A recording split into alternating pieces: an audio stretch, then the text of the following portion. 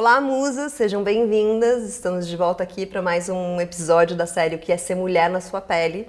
Eu sou a Mariana Stock, fundadora da Prazerela, e essa é a Andrea Álvares, vice-presidente da Natura e uma das 10 executivas, das maiores executivas do Brasil. Para muito além dessa função trabalho, é mãe de 3 filhos, uma mulher que gosta da ideia de uma insubordinação respeitosa.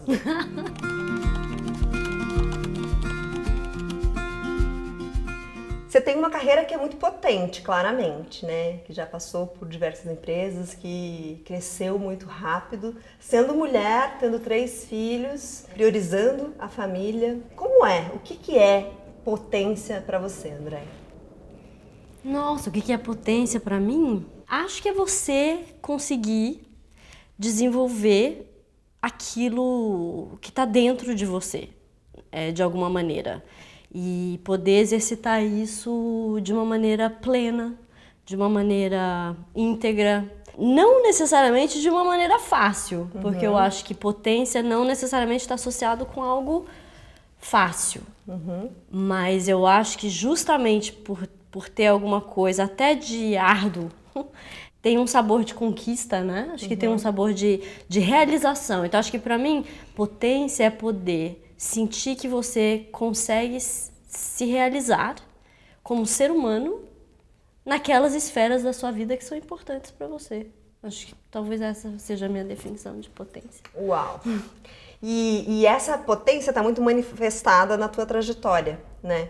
E aí, como que você conseguiu, sendo mulher, numa sociedade ainda extremamente machista, né, ter essa ascensão, chegar nesse lugar de poder, né, que ainda é raro entre as mulheres, mas não abrindo mão de aspectos fundamentais do feminino, como a família, como a maternidade? Como que essas duas esferas conseguem caminhar de forma tão potente juntas na sua vida? Eu acho que foi uma caminhada. Não sei se eu sabia se ia acontecer como aconteceu lá atrás, assim. Eu acho que eu fui seguindo o meu instinto, eu acho que eu fui seguindo uma vontade de acertar. Eu tinha, né? Eu virei uma pessoa mais... essa ideia da insubordinação respeitosa, ela me segue, acho que a vida inteira, de certa maneira. E acho que essa conciliação entre querer fazer o que eu acreditava que era correto e me dedicar muito para isso, ao mesmo tempo em que quando eu sentia que alguma coisa era injusta ou não correta, eu também sempre tive uma necessidade de expressar esse questionamento, esse descontentamento. Acho que desde que eu sou realmente muito criança, isso fez parte de mim. E você foi ouvida cada vez que você queria manifestar essa expressão, esse descontentamento, essa indignação? Sim, porque eu era muito insistente. Eu era insubordinada. Sim. Eu acho que meu pai é a minha principal referência de onde eu tive embates homéricos, assim, na minha adolescência. Acho que eu aprendi muito do meu potencial de argumentação vem de ter argumentado com meu pai, né? Durante a minha adolescência, mas mesmo antes. Realmente acho que é um traço meu que eu cheguei à conclusão que deve ser um valor mesmo, assim. Me incomoda muito qualquer coisa que possa ser injusto. Muito, muito. Assim, me fere num nível que eu não consigo ficar quieta. E essa injustiça pode ser tanto um não sem explicação, que era o que eu às vezes recebia do meu pai, falava, mas não porque, tudo bem, eu até posso aceitar o não, mas dialoga comigo e me explica o porquê. Até quando eu via, eventualmente, injustiças com outras pessoas. Então, acho que isso, de certa maneira, a minha insubordinação geralmente está associada a isso. Né? E aí, a relação com o poder, e eu já vou voltar para essa discussão mais objetiva do como é que foi essa trajetória e como é que eu conciliei isso, é que eu sempre achei que hierarquia e poder precisavam ser justificados por mérito. Eu nunca achei que uma pessoa estava numa posição de poder ou ela só porque ela era mais velha, que só por isso eu deveria ser servil ou subserviente ao que estava sendo dito. Não que eu fosse desrespeitosa, mas eu queria entender, eu queria fazer. E eu acho que esse traço provavelmente foi o que mais me ajudou a percorrer sim uma carreira em organizações e num mundo absolutamente patriarcal e machista, e não perceber ao longo do processo os desafios que eu tenho certeza que tinha. Assim, é que eu durante muitos anos da minha vida fui meio alheia. Eu acho a discussão de gênero e a discussão de masculino e feminino, para mim, inclusive durante um bom tempo, eu escapei dessa discussão porque eu achava que não deveria nem passar por ali, né? Se eu sou homem, se eu sou mulher, devia passar por eu sou competente ou não. E eu até venho de uma família bem feminista, assim. Minha avó, em 1930 no começo da década ou no meio da década de 30, escreveu um artigo para o jornal local em Uberlândia chamado Como Eu Entendo o Feminismo. Uau. Então, já vem na minha família essa questão, minha mãe sempre trabalhou e tal, mas quando eu entrei no mercado de trabalho, eu achava que eu não queria ter essa discussão, porque eu achava que entrar nela era levantar um tema que não deveria ser um tema. Só que era muita miopia.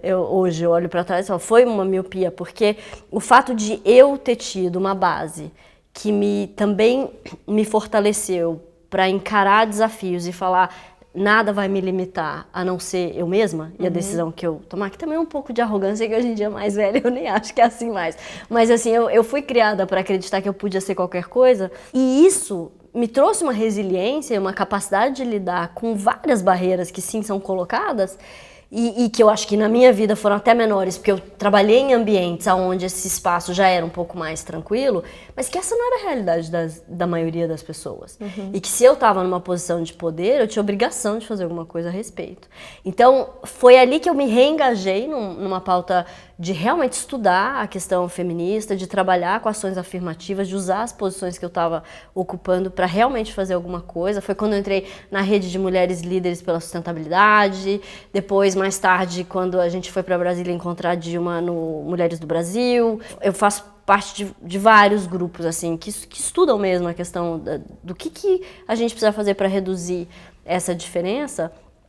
E eu acho que isso trouxe também um olhar para o que fez com que eu pudesse conciliar. Eu acho que foi essa mescla de uma base familiar que me deu segurança para seguir independente dos desafios, essa insubordinação respeitosa, que também eu acho que, não sei, é uma característica, com esse senso de justiça, sabe? De querer mesmo mudar aquilo que eu acho que não é correto e não é justo.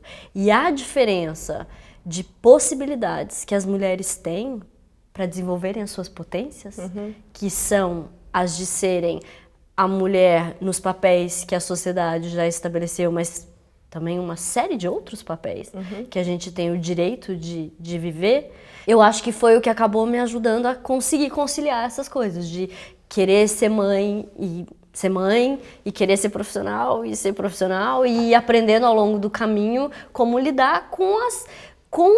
Aí sim, era uma outra discussão, uma discussão de prioridades concorrentes. E como eu lidava com a concorrência das prioridades, família, trabalho, família. Como é que você vai conciliando isso ao longo da vida? Aí você vai jogando com os pratinhos, né? E vai criando redes de apoio que são fundamentais. Sem rede de apoio não existe, eu acho, conseguir lidar com nenhuma situação complexa. E eu acho que conciliar maternidade e trabalho em corporações masculinas é uma situação complexa, então você precisa de ajuda. Eu acho que essa mescla aí. E terapia, faz parte da rede de apoio. Sem dúvida. E vulnerabilidade? Falando em terapia, onde entra nessa tua trajetória os momentos em que você esteve vulnerável, né? Como é para você demonstrar essa vulnerabilidade e como isso se encaixa dentro dessa sua trajetória? Eu acho que a vulnerabilidade mais explícita ela começou a voltar para minha vida quando eu fui mãe. Porque, de certa forma, a gente cria umas armaduras, assim, né? Ainda mais quando você é mais jovem, você ainda está num processo de provar que você é capaz e competente. Também está nessa confusão de descobrir o que é que você quer fazer. Você não abre muito espaço para vulnerabilidade. Numa organização e numa corporação super machista, menos ainda. Então, de fato, eu entrei de novo em contato com essa vulnerabilidade a partir do momento em que a Júlia nasceu, que eu engravidei da Júlia, que é a minha primeira filha, que faz 20 anos agora, então faz um tempo isso. Ali eu fui obrigada a entrar em contato com tantas vulnerabilidades, assim, com tantas inseguranças, com tantos sentimentos novos e coisas que eu tinha desaprendido mesmo, assim. Eu acho que a questão do instinto materno Para mim foi um tema. Eu achava que eu era desprovida de instinto materno, assim, durante um tempo. Quanto tempo durou isso? Até pra eu saber aqui comigo se eu tô na média. Puts, olha, eu acho que o mais duro foram os 3 primeiros meses, tipo, muito duro. O primeiro mês é um desespero, né? Assim, você nem consegue descrever aquele primeiro mês. Você acha que a criança não vai sobreviver, né? Nem você. É. E você nem sabe mais quem você é, né? Exato. Então, assim, tem um reencontrar a sua identidade, essa dura anos, tá? Então, assim, mas essa ainda demora um pouquinho mais. E é outra identidade, né, eu E acho. é outra identidade. É uma outra versão de você e que você tem que encontrar, né? Tem um processo de encontrar. Então, eu acho que esse começo é muito difícil. Primeiro mês, desespero absoluto. 3 meses, bastante complicado. 6 meses, você começa a tentar encontrar esse novo lugar. Mas aí, a racionalização de coisas que você está vivendo, que são mais viscerais, é muito complicada. E eu acho que esse, para mim, por exemplo, na minha experiência pessoal, esse foi o mais complicado. Porque eu virei uma pessoa muito racional.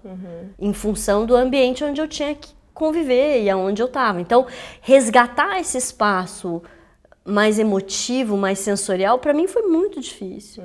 E eu tenho um perfil de concepção e visualização. Então, foi difícil para mim encontrar esse lugar. E eu lembro muito de um dia em que o pai dos meninos chegou para mim e falou: Déia, não tem bula, você não vai achar bula. Eu falava, mas tem que ter literatura em algum lugar onde eu vou ser capaz de ter. Ele falava, Déia, não tem bula. Ele falou, usa seu instinto. Eu falava, instinto? Que isso? Cadê meu instinto? Será que eu tenho esse instinto assim em algum lugar? E você tem. E acho que, de novo, a experiência é tão transformadora que ela te coloca em contato com os sentimentos, queira você ou não.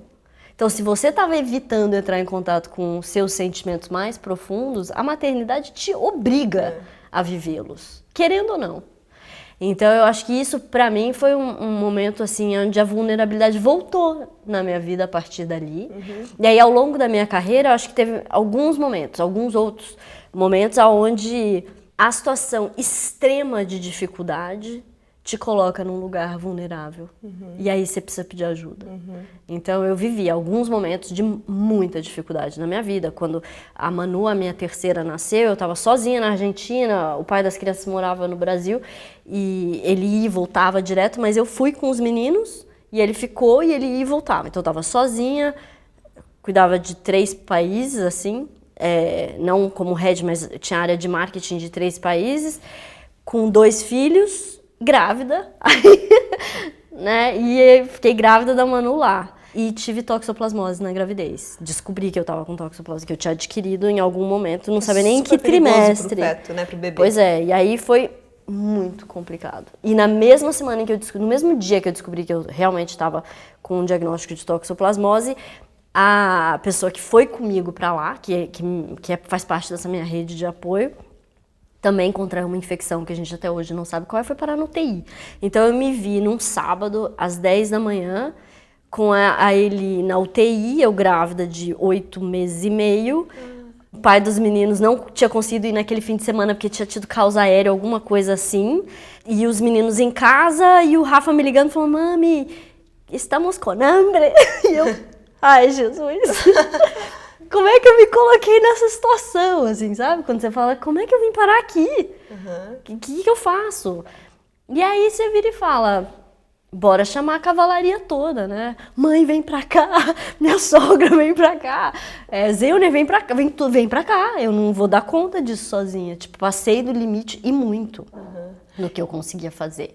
Então eu acho que situações muito extremas são geralmente os lugares onde a gente tem as nossas vulnerabilidades expostas, assim, também de um jeito meio incontrolável. E é fenomenal, porque é onde a gente aprende muito, né? A Brené Brown fala muito sobre isso, né? É onde você aprende sobre muito. vulnerabilidade, sobre a potência da vulnerabilidade, né? De você. O saber reconhecer a vulnerabilidade como um espaço de poder. Porque é verdade que quando você entra nesse espaço, você interage com tamanha franqueza e tamanha abertura que o universo te acolhe, né? Todas as barreiras que são colocadas para cima quando você está num processo de defesa ou de agressividade, Quando você entra num espaço de real vulnerabilidade, as barreiras caem. E essa frase tua me levou para uma imagem que foi o meu parto, assim, que eu fiquei 24 horas em trabalho de parto, parei em casa, né? E chegou um momento que eu achava que eu estava no controle daquilo, o fato de ter estudado muito aquilo, tinha em algum lugar uma arrogância de achar que eu sabia o que estava acontecendo ali. E aí eu passei 8 horas, dilatei 1 centímetro em 8 horas de trabalho de parto. A hora que a parteira falou isso, aquele momento eu sucumbi, eu falei, não tenho mais nada para entregar nessa experiência, assim, hoje eu não sei mais o que fazer, e aí caí aos prantos, e aí naquele momento eu rezei, assim. E aí foi isso, assim, foi o fato de abrir mão dessa arrogância do entendimento, que aí a Maria Luísa veio, assim, né, depois de um choro catártico, assim, e nunca tinha experimentado de fato isso, porque eu sinto que nessa sociedade que é muito machista, que é muito opressora com a mulher, a gente não pode se dar esse luxo, muitas vezes, né, de baixar a guarda, de simplesmente Nem um pouco, porque a feminilidade que é propagada é uma feminilidade que não incomoda ninguém. É uma feminilidade da doçura quietinha ali no seu lugar, não abre muita boca. Não é a feminilidade do deixa eu berrar que eu tô morrendo de dor. E mesmo os modelos de sucesso para a mulher são nos moldes masculinos, né? Você vive dois... na verdade, tem alguns, né? Arquétipos ou estereótipos. O da mãe, idealizada. O da prostituta, que é a que sente prazer. A que sente prazer. A da doce donzela. Né? Bela, recatada e do lar. Então você tem a donzela, a mãe, a prostituta, e você tem que ficar navegando nesses 3 espaços como se eles fossem exclusivos. E homem jamais, né? Você não pode jamais ser masculinizada. Quando no fundo a gente também tem ânima. Eu também tenho braveza, eu também tenho raiva, eu também tenho vontade de socar alguém. É uma reação natural minha. Isso não tem a ver com gênero, mas com humano? Tem a ver com humano. Só que a gente foi educada, efetivamente, a ocupar só determinados espaços mesmo, né? Então, sair desse lugar só numa coisa muito visceral ou muito doída. E eu nem acho que a maternidade é a única solução para entrar em contato com isso, porque eu nem acho que ser mãe é para todo mundo mesmo, assim, para toda mulher. Não acredito nisso. Assim, para mim era. Fazia parte da minha história de vida e do que eu queria ser.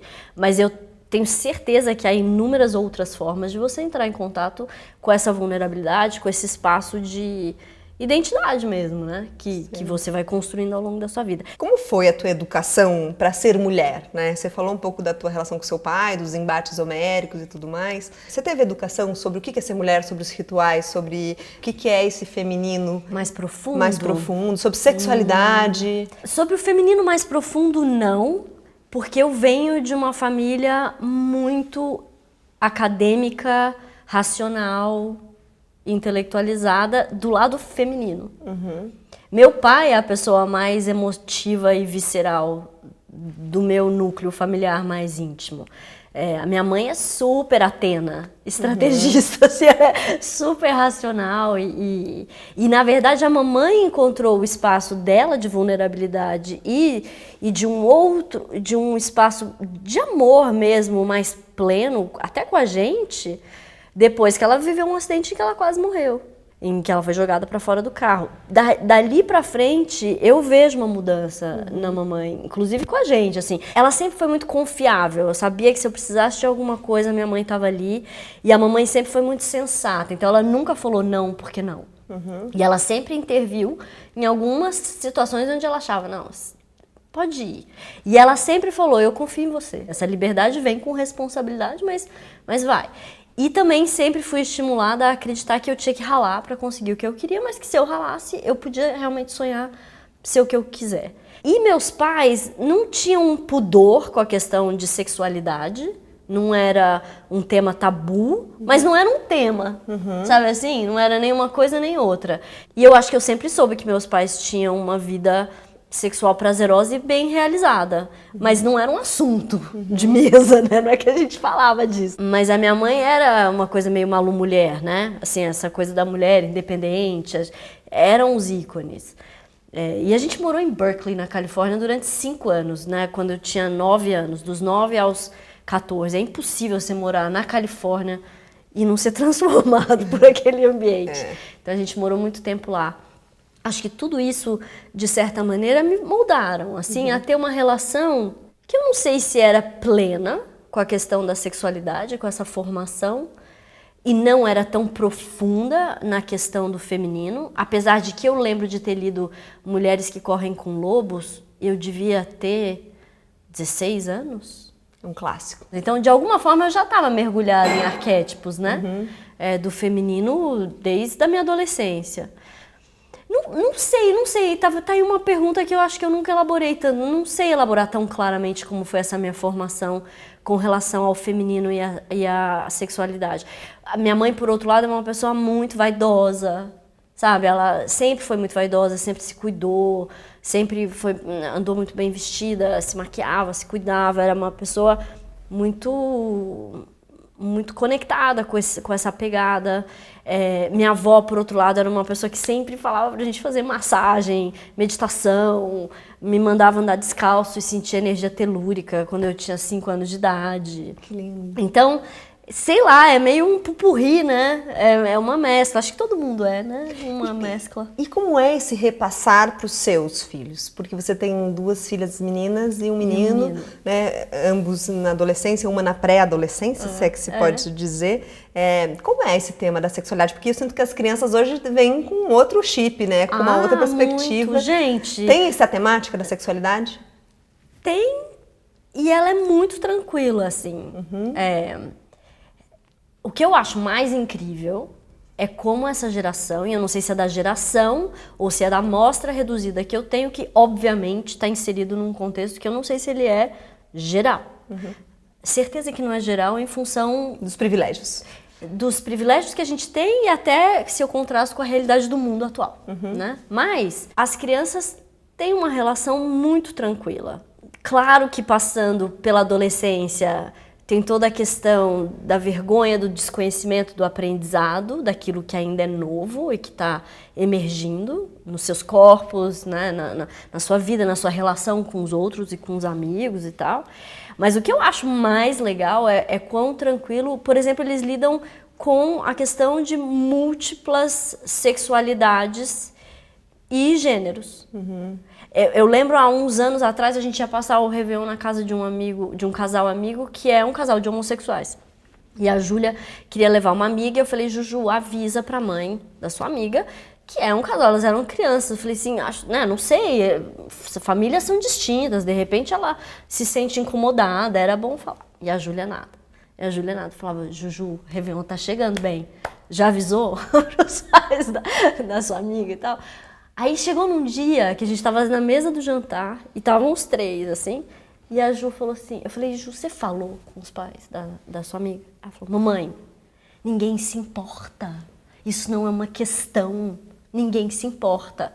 Eu olhei e falei, cara, que bom, tá bom, não acho que é exatamente assim, mas tudo bem, se você acha que ninguém se importa e que não é uma questão, tomara que seja assim, tá bom, tudo certo, então vambora, tá tranquilo, não vamos ter essa questão. Então eu acho que eu gosto dessa nova geração é que existe de fato um espaço muito mais bonito, assim, de abertura para identidades dentro de contextos sociais e culturais N. Nisso eu sou muito otimista. Eu acho que a gente está indo para um lugar mais humano, né? Mais generoso. E de uma autocompaixão, né? De uma possibilidade de exercer generoso, né? O que você quer ser. Generoso. Né? E Andréia, o que é prazer na sua vida?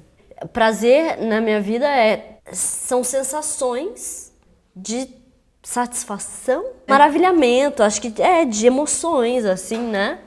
E isso, pra mim, tá associado a várias esferas da minha vida, assim, eu acho que ser mãe me trouxe prazeres únicos, sensações únicas, dessa coisa da combinação de realização e potência.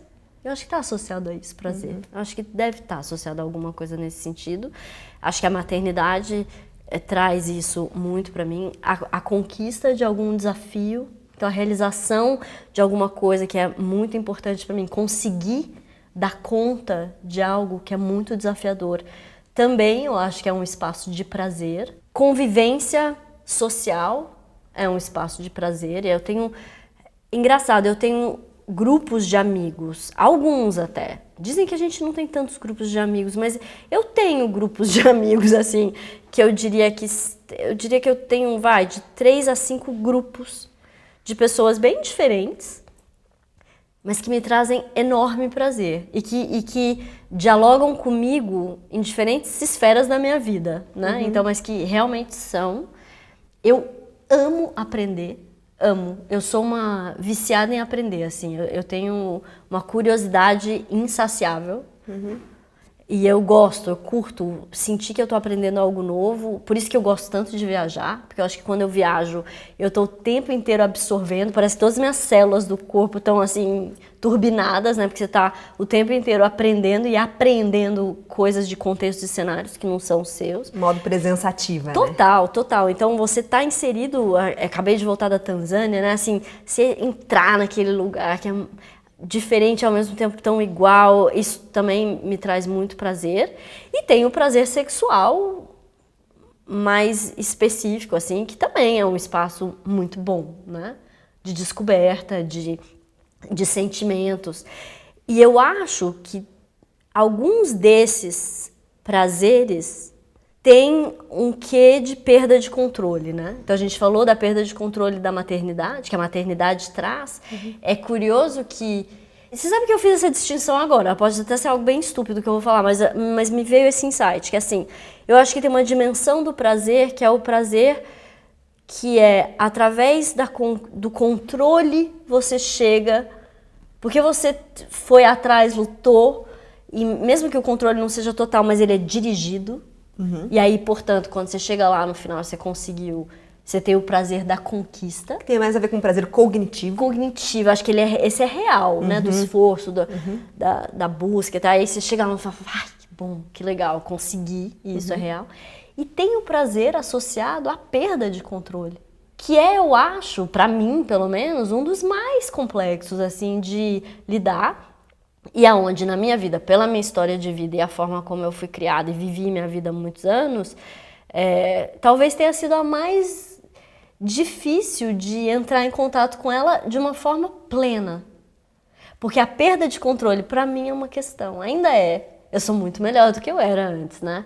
Acho que você vai ficando mais velha e você vai falando, controlar pra quê, né? Acho que a terapia orgástica vai ser ótima pra você. Né? Acho que você Tenho certeza que sim. Viver tanto a viagem, sabe o prazer dessa viagem, de sentir cada uma das células, quanto esse prazer de viver. E que não, às vezes as pessoas acham que é sobre sexo, e não é sobre sexo, é sobre sexualidade, porque a gente pula um capítulo importante na história. Sim. Que é achar que essa relação com o nosso corpo tem a ver com o outro. E na verdade não, tem um capítulo anterior que é sobre a gente, né? Então, total. A terapia orgástica é muito sobre assim, volta no capítulo 1 dessa história, que é habitar um corpo. Que é habitar esse engenho sensorial. Então... E é engraçado porque, por exemplo, eu tenho uma relação com o meu corpo muito profunda, né? Eu fui bailarina 16 anos da minha vida, então... Mas era uma relação de controle, né? De performance. De performance. Você tinha que performar. Então era de controle de cada musculatura, de cada ângulo, de esforço físico absurdo e mental para chegar num lugar de desempenho. E a minha relação com o meu corpo, já há alguns anos, é de habitar o corpo mesmo, né? De sentir essa presença, sentir que está aqui. E aí, no último ano, eu comecei a meditar e isso tem sido muito interessante. Porque aí tem um outro espaço, né? De ausência de pensamento mesmo, onde você só sente e só percebe. E também é uma conquista, né? Porque é difícil Total. abrir mão, né? Porque acho que a mente as pessoas são muito racionais, né? A mente vai desenvolvendo dispositivos muito sofisticados de controle. Né, que às vezes você acha que você está ali, mas de repente, eu sei, assim, eu vivo muito isso também, sou uma pessoa muito que precisa estar no controle de tudo, mas o meu trabalho é a antítese disso, né? Mas vivo o tempo todo esse desafio de perceber as sutilezas da mente, né? Porque às vezes a mente está ali e aí você está vivendo uma sensação maravilhosa no seu corpo e a mente vem numa forma de insight, anota isso, e aí você saiu. Né? Porque a mente foi ali para dizer, você precisa anotar. Total. Isso. Eu acho que esse espaço de prazer do não controle é o de presença absoluta, né? E é muito difícil você estar com presença absoluta. Acho que essa, por exemplo, é o meu desafio da minha próxima década. É ver se eu consigo chegar num lugar de presença plena. Plena. Eu podia passar mais 2 horas falando aqui com você, André, mas a Andréia tem uma vida, uma agenda concorrida, então para mim já é uma honra ter tido esse espaço para falar com a Andréia. Mas a última pergunta, tradicionalmente, é a mesma para todas as mulheres que vêm aqui. É uma pergunta simples, mas isso não quer dizer que é uma pergunta fácil. Afinal, o que é ser mulher na pele de Andréia Álvares? O que é ser mulher na pele de Andréia Álvares? Acho que é ser doce, eu acho que é ser obstinada, eu acho que é ser mãe, eu acho que é ser feliz. Acho que essa é a minha definição da mulher que eu quero ser e que eu busco ser. Acho que é isso. Tô lutando para chegar nesse lugar. Acho que é isso. E você é otimista em relação ao futuro? Eu sou otimista por DNA, sei lá, eu sou naturalmente otimista. Acho que a gente está vivendo um dos momentos mais desafiadores que eu tenho vivência recente e do que eu acho que a gente observou do último século. A gente está numa mudança de era, eu acredito que a gente está numa mudança de era muito turbulenta, mas eu acho que vai dar certo. Eu acho que no final dá certo. E que o processo que a gente está vivendo agora é de aprendizado, é de depuração, é de amadurecimento. E às vezes é na dor mesmo que a gente aprende. Então acho que vai passar e a gente vai estar numa outra etapa e aí depois vai ter outro momento de dor e a gente vai estar em outra etapa. Mas eu acho que a gente está num momento muito delicado onde a humanidade tem a opção de escolher estar aqui de um jeito nos próximos 100 anos ou não, mas eu acho que no final o nosso instinto de sobrevivência é forte. Acho que vai dar certo. Que bom saber que uma mulher tão potente, tão poderosa, tá otimista em relação ao futuro. Agradeço muito, muito, muito você ter vindo daqui. Foi um prazer. E te aguardo para a sessão. Tá bom, pode marcar. Obrigada, André. Obrigada.